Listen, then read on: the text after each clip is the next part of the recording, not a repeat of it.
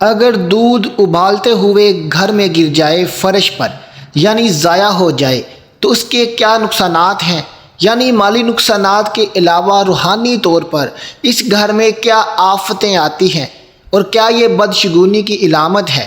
آج کی ویڈیو میں اسی مسئلے کے اوپر آپ کو بتائیں گے۔ اور دودھ جسے اللہ کا نور کہا جاتا ہے، اس کے بارے میں چند احادیث اور اس کو ضائع کرنے کے بارے میں چند احکامات آپ کے ساتھ شیئر کریں گے۔ ایک ایسا واقعہ شیئر کرتے ہیں جو حضرت امام علی رضی اللہ تعالیٰ عنہ کے ساتھ منسوب کیا گیا ہے۔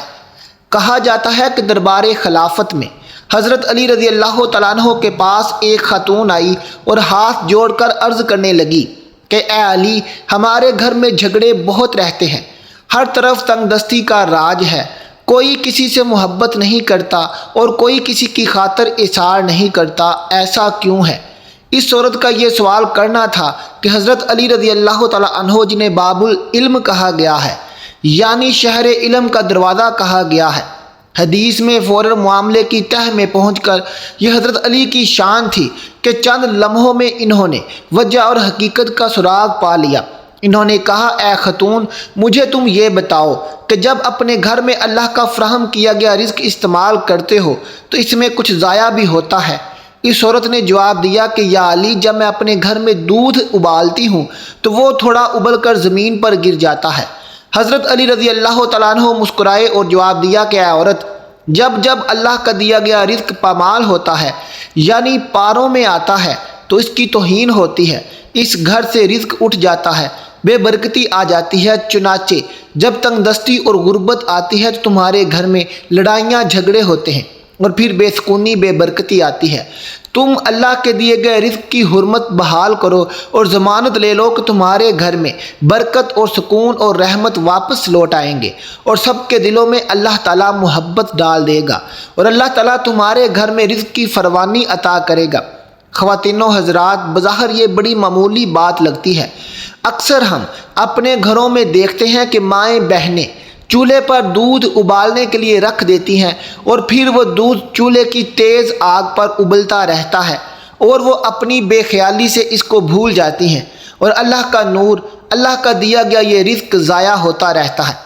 حضرت عائشہ رضی اللہ تعالیٰ عنہ فرماتی ہیں کہ حضرت محمد صلی اللہ علیہ وسلم گھر میں تشریف لائے اور روٹی کا ایک ٹکڑا زمین پر پڑا ہوا دیکھا۔ آپ صلی اللہ علیہ وسلم نے اس کو اٹھایا، صاف کیا اور کھا لیا۔ حضور صلی اللہ علیہ وسلم نے حضرت عائشہ صدیقہ رضی اللہ تعالیٰ عنہ کو فرمایا کہ اچھی چیز کا احترام کیا کرو، رزق جب کسی سے بھاگتا ہے تو لوٹ کر نہیں آتا۔ بعض علماء سے نقل کیا گیا ہے کہ گیہوں اور دیگر اجناس جب پاؤں میں آتی ہیں تو وہ قحط کا سبب بنتی ہیں۔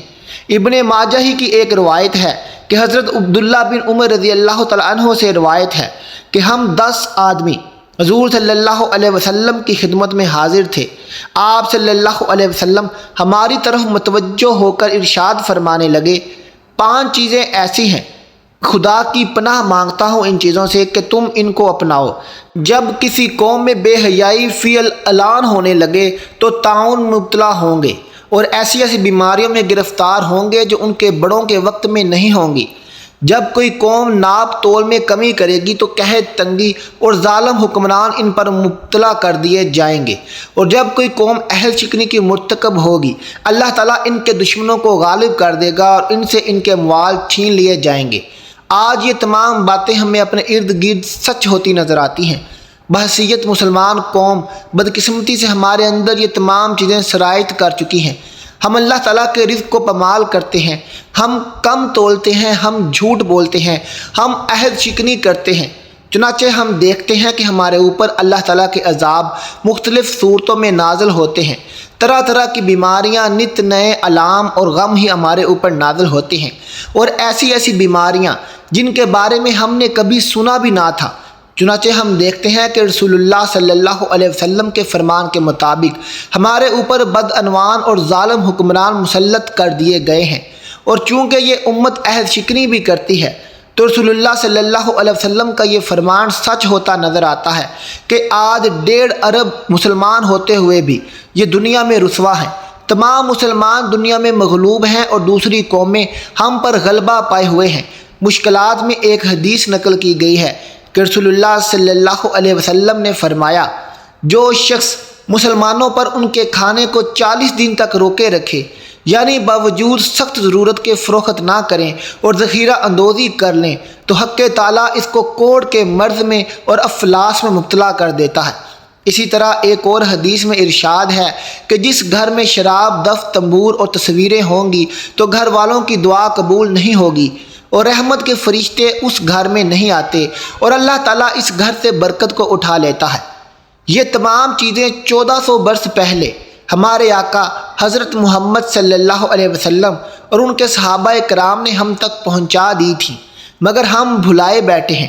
چنانچہ دنیا میں ذلیل اور رسوا ہیں۔ ایک واقعہ اب کی خدمت میں پیش کریں کہ ایک عالم کو روزی کی تنگی پیش آئی تو انہوں نے ایک دوست کو خواب میں دیکھا اور اپنے حال کی شکایت کی۔ دوست نے کہا کہ ایسا معلوم ہوتا ہے کہ تم نے قرآن مجید کی کوئی سورت یا کوئی آیت یاد کی تھی اور پھر اسے بھلا دیا۔ عالم نے کہا کہ سچ ہے، میں نے واقعی قرآن کریم کی ایک سورت یاد کر کے بھلا چکا ہوں۔ دوست اس پر غصہ ہوا اور کہا پھر اسے یاد کرو۔ عالم نے ویسا ہی کیا اور روزی کی تنگی جاتی رہی۔ سامعین، یہ تمام باتیں آپ تک پہنچانے کا صرف اور صرف مقصد یہ ہے کہ آج کل رزق کی ناقدری ہے اور بے حرمتی امیر لوگ، امیر غریب سب کے گھروں میں عام ہے۔